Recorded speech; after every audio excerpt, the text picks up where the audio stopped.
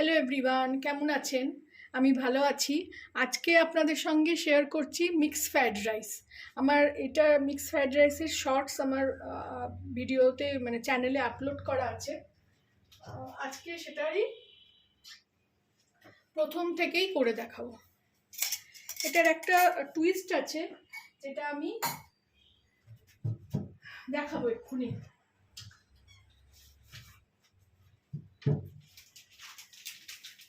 আমি যেহেতু সাদা তেল খাই না, সাদা তেল ইউজ করি না, সেহেতু এটা আমি সর্ষের তেল দিয়েই বানাবো। আমি সর্ষের তেল দিয়েই বানাই এগুলো। অনেকে ভাবেন যে সাদা তেলটা খুব ভালো শরীরের জন্য, কিন্তু অ্যাকচুয়ালি সাদা তেল একদমই খাওয়া উচিত না। সয়াবিন তেল তো আমাকে ডক্টর বারণই করে দিয়েছে, সানফ্লাওয়ার বলেছে, সানফ্লাওয়ারও আমি খাই না। এটাকে সর্ষের তেল দিয়ে করলেও সর্ষের তেলটাকে আমি একটু আগে জ্বালিয়ে নেব। এখানে 4 চামচ মতো চার আর একটু অনেকটা ভাত আছে। আজকে আমার ছেলে ফিরছে হস্টেল থেকে, ওই জন্য আজকে একটু মিক্স ফ্রাইড রাইস আর চিকেন সাটে বানাবো, সেটাও দেখাবো আপনাদের। আজকে আপলোড হবে মিক্স ফ্রাইড রাইস আর কালকে আপলোড হবে চিকেন সাটে। তো তেল গরম হয়ে গেছে, একটু একটু এর ধোঁয়া উঠুক, তারপরে আমি মানে ডালবো, পেঁয়াজ ডালবো। ফিরছি আমি। দেখুন তেলটা ধোঁয়া উঠছে, এবারে একটু আমি এটাকে নাড়িয়ে দিই।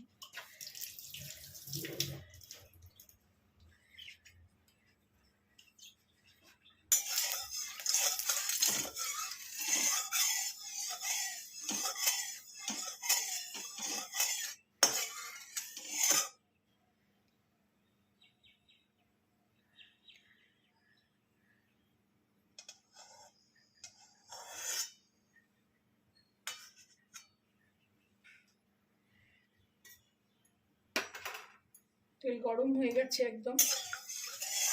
এবার আমি এটাকে একটু কমিয়ে দেবো, নয়তো পুড়ে যাবে সব। দেখুন আমি সব এরমভাবে জোগাড় করে রেখেছি। এরম জোগাড় করে রাখলে না সমস্ত রান্নাটা 1 মিনিটে হয়ে যায়, 1 সেকেন্ডে হয়ে যায়। প্রথমে আমি এতে পেঁয়াজ দেবো। পেঁয়াজটা একদম কুচি কুচি করে কেটে রেখেছি। এগুলো তো বেশি ভাজার দরকার নেই,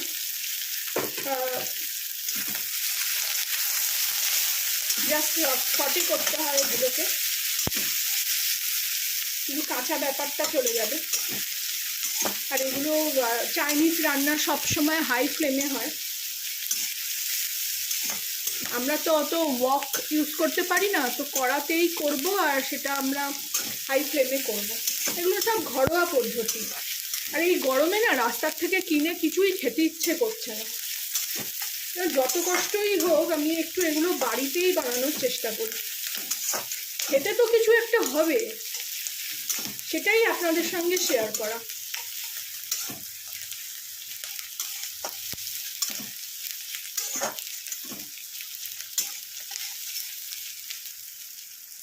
পেঁয়াজের সঙ্গে সঙ্গে এখানে আমি কাঁচা লঙ্কাটাও দিয়ে দেবো।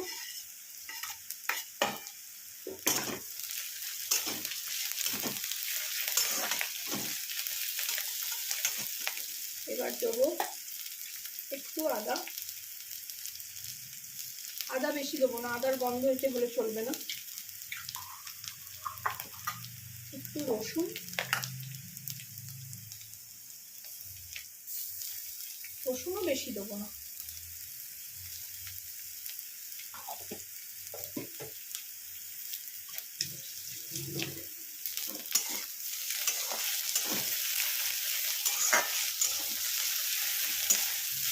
এইবার এতে আমি অল্প চিকেন আছে, এই দেখুন ম্যারিনেশন করাই, ছোটো ছোটো করে কাটা আছে, দিয়ে দেবো।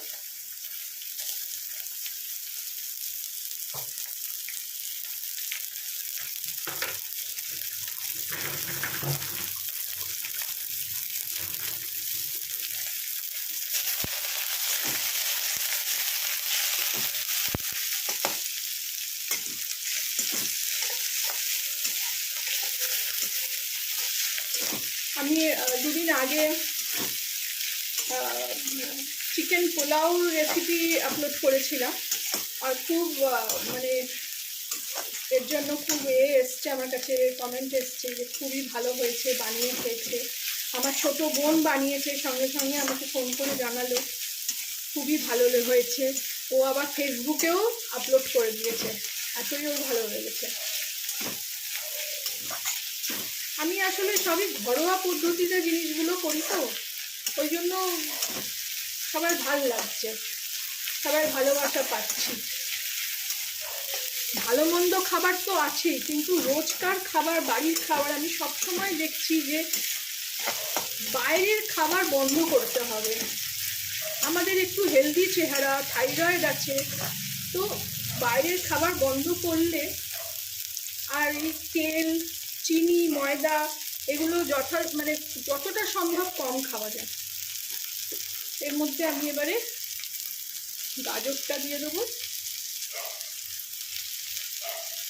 ক্যাপসিকামটা আবার একটু পরে দেবো। আমি গাজরটা ভেজে নিই।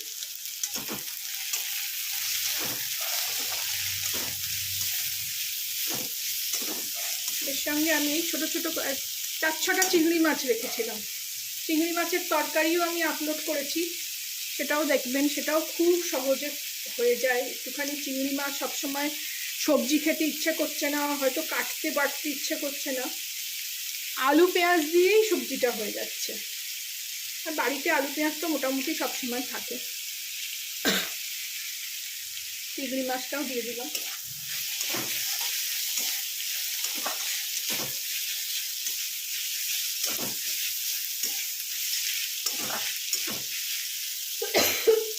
সরি,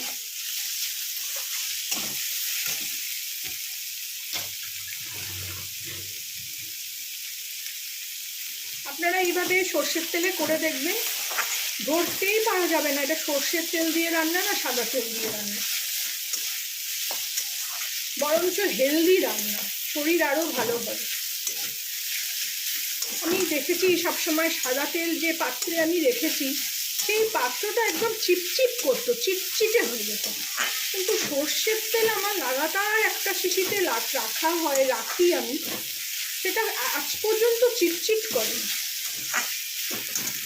এবার আমি এতে ক্যাপসিকামটাও দিয়ে দিলাম।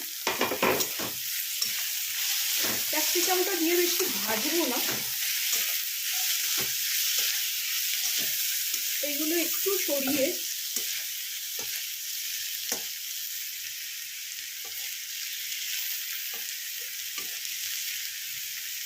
এখানে আমি আরেকটু তেল দিয়ে দেবো।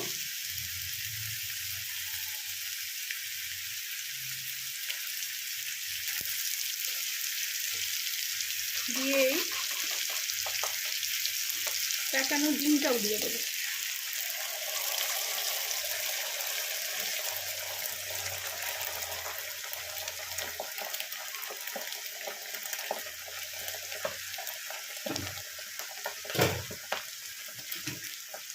অল্প একটুখানি নুন দিয়ে দেবো।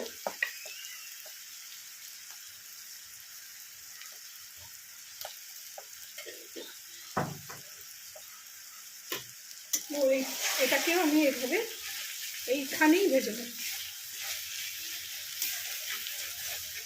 কারণ যত বাসন হবে তত মাজতে হবে।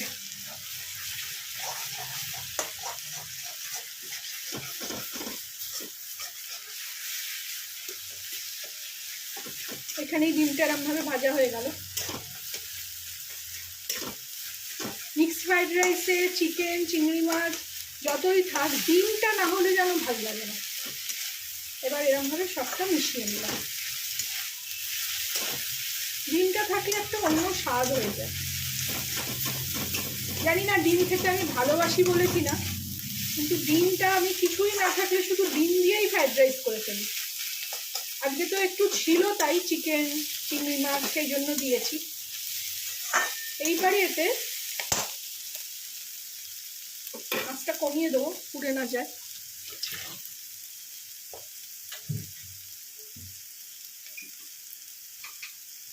স্বাদ মতন চিনি দেবো।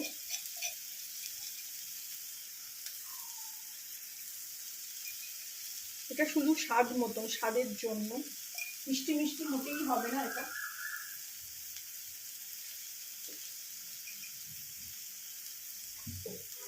তারপরে এতে অল্প নুন দেবো আগে, তারপরে পরে আবার টেস্ট করে দেবো।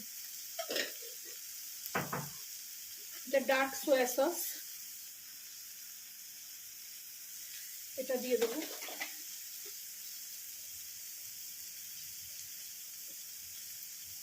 এটা 1 চিপি দেবো, বেশি দেবো না, আর একটু লাগবে, 1.5 চিপি মতন দিলাম।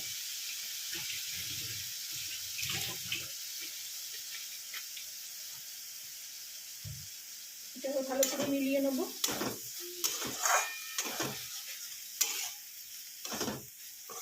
হাতের সামনে সমস্ত কিছু রেডি থাকলে খুব সহজ রান্না।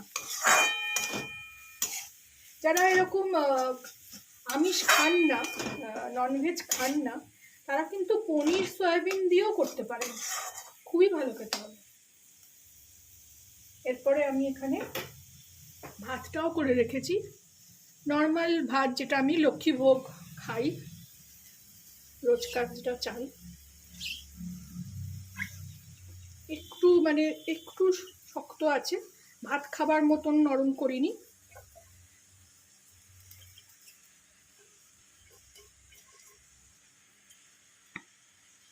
এক্ষুনি নামালাম, তলাটা গরম লাগছে।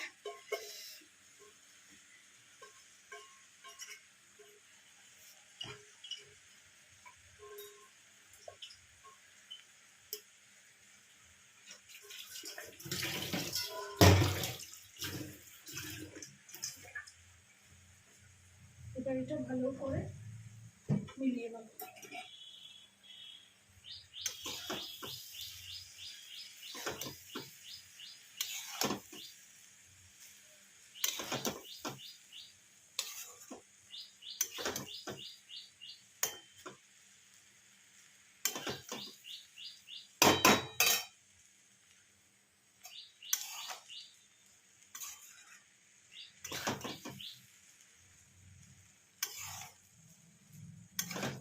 ভালো করে মিলিয়ে নিয়ে ফেরত আসছি। দেখুন ভালো করে মিলিয়ে নিয়েছি, এরকম ওপর নিচে করে মেলাতে হবে।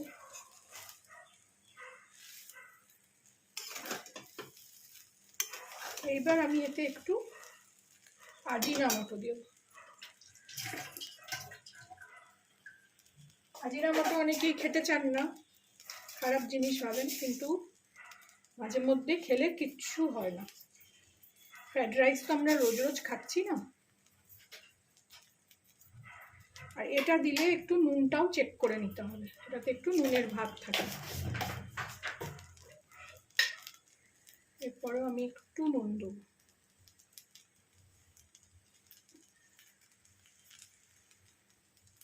ব্যাস,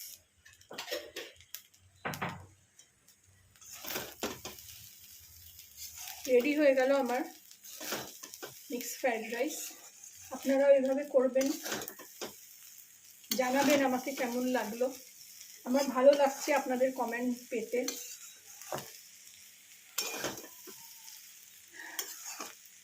ভালো লাগলে আমার চ্যানেলটাকে একটা লাইক, শেয়ার অ্যান্ড সাবস্ক্রাইব করে দেবেন। এটা এবার ঢাকা দিয়ে একটু ভাপে রেখে দেবো, হয়ে যাবে। লাস্টে একটু ওপর থেকে ভিনিগার।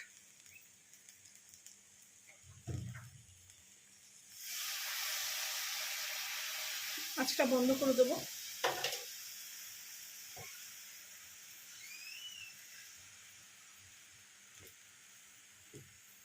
আজকে আর সার্ভ করলাম না, কড়াতেই রাখলাম।